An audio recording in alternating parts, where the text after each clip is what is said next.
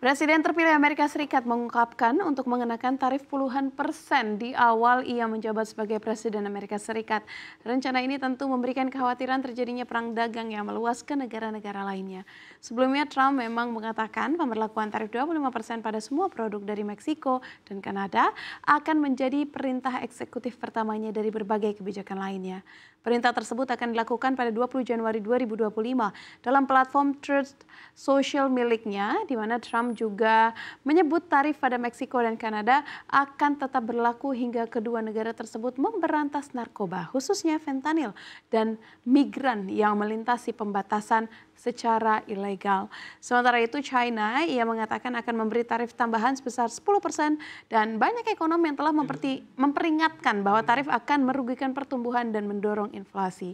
Menanggapi hal tersebut, negara China hingga Meksiko angkat bicara. Salah satunya adalah China yang memperingatkan Amerika Serikat bahwa tak akan ada yang menang dalam kebijakan perang dagang. Untuk diketahui, neraca perdagangan Amerika Serikat dengan China pada 2023 tercatat negatif sebesar 279,4 miliar US dollar, dengan Amerika Serikat mengimpor lebih banyak dari China dibandingkan yang diekspor.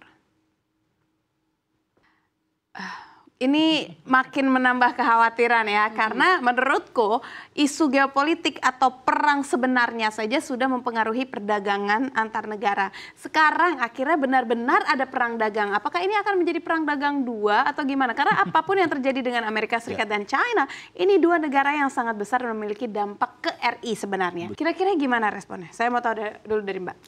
Ya sebenarnya kalau misalnya apakah ini akan jadi perang dagang kedua, ya sepertinya sudah dipastikan ya, karena dari kampanyenya sebelum dilantik pun sudah koar-koar kan ya, bakal naikin tarif 25% ke Kanada dan Meksiko, lalu ke China juga tambahan 10%.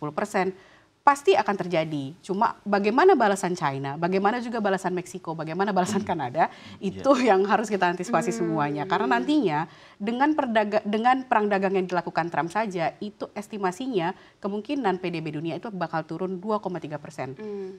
Ya, PDB dunia, as in Amerika Serikatnya sendiri pasti juga akan turun nggak sih sebetulnya? Iya, sebenarnya sih, ya sebenarnya pengamat banyak yang mengatakan seperti itu, karena kan akan ada inflasi juga. Tahu nggak sih sekarang itu kan di US itu sebenarnya inflasinya lagi tinggi. Belum lagi inflasinya tinggi, penduduk itu lagi dihadapkan pada krisis biaya hidup. Jadi di sana itu banyak orang yang bingung mau beli rumah, mau sewa rumah, atau mau beli susu. Ini itu terjadi loh di US. Nah jadi tapi hipotesisnya dibalik tuh sama Trump. Dengan perang dagang sebenarnya ini akan bisa menambah pemasukan pendapatan dari negara.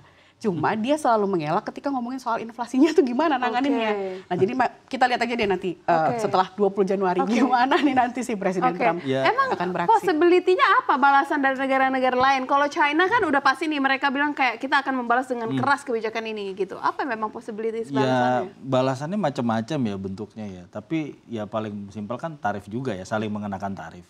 Itu kan paling sederhana. Tapi sebenarnya ini membuktikan bahwa Trump itu konsisten sebagai Mr. Tarif. Jadi memang dari periode pertama dia menjabat kan juga sama. Sebenarnya tarif ini kan sebenarnya untuk bargain aja sebenarnya. Dia juga nggak akan benar-benar, kalau memang akan diterapkan, dia selalu konsisten. Dia bilang tadi itu perintah eksekutif yang pertama. Tapi ketika nanti menjabat pun ya, pasti dia juga akan ada nego-nego lagi kan yang ujung-ujungnya akan ada titik temu lagi gitu.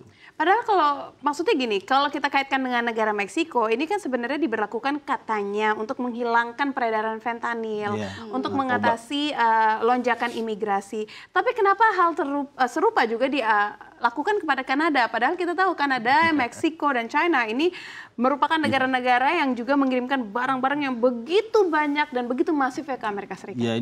Ya Trump itu dia sebenarnya ingin membuktikan bahwa Amerika bangsa yang hebat, bangsa yang mandiri, make America great again gitu kan. Jadi ya dia logikanya selalu sederhana seperti tadi yang Kak Sefty bilang bahwa nanti kan pendapatan masyarakat meningkat, pertumbuhan ekonomi meningkat dan seterusnya kalau industrinya bergerak. Selalu seperti itu narasinya. Kan serangan juga nanti sebenarnya tidak ke 3 negara itu aja kan. Kemarin juga dikatakan kan negara-negara BRICS kalau misalnya mereka itu nanti kita bahas lebih. Kita bahas terpisah kan akan dicegal juga sama ini.